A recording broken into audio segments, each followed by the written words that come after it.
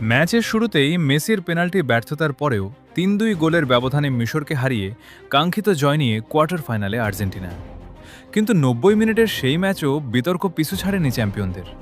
চরম এক বিতর্ক তৈরি হয়েছে মিশরের গোল বাতিল করা নিয়ে। এছাড়াও নিজেদের ডিবক্সে আর্জেন্টিনার ফাউল না ধরার অভিযোগও উঠে এসেছে রেফারির প্রতি। সব মিলে আবারও ফিফার অতিরিক্ত সুযোগ ব্যবহারের তীব্র সমালোচনায় আর্জেন্টিনা। ম্যাচের ৫৭ মিনিটে মিশরীয় ফরোয়ার্ড মোস্তফা জিকো দুর্দান্ত এক গোল করেন এবং তাদের সেলিব্রেশনে উল্লাসে ফেটে পড়ে মিশরীয় গ্যালারি।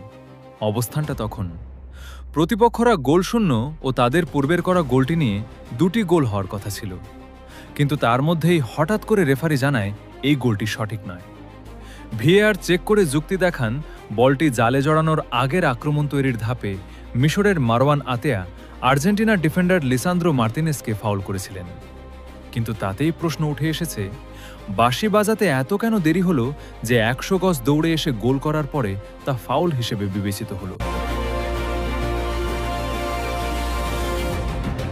তবে বিতর্ক এখানেই থেমে থাকেনি।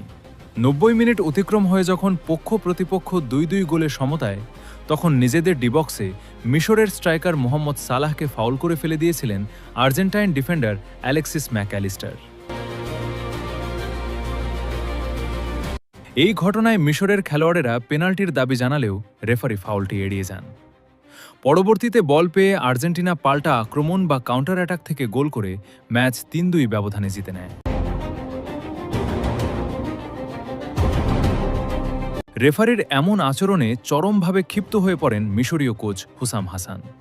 তিনি দাবি করে বসেন মিশরের সঙ্গে অন্যায় হচ্ছে এবং এই বিষয়টি নিয়ে ম্যাচ শেষে উত্তেজনা ছড়িয়ে পড়লে ফিফার পক্ষ থেকে জানানো হয় ম্যাচটিতে নিয়ম অনুসারেই সকল সিদ্ধান্ত নেওয়া হয়েছে, এখানে কোনো ভুল করেননি রেফারি।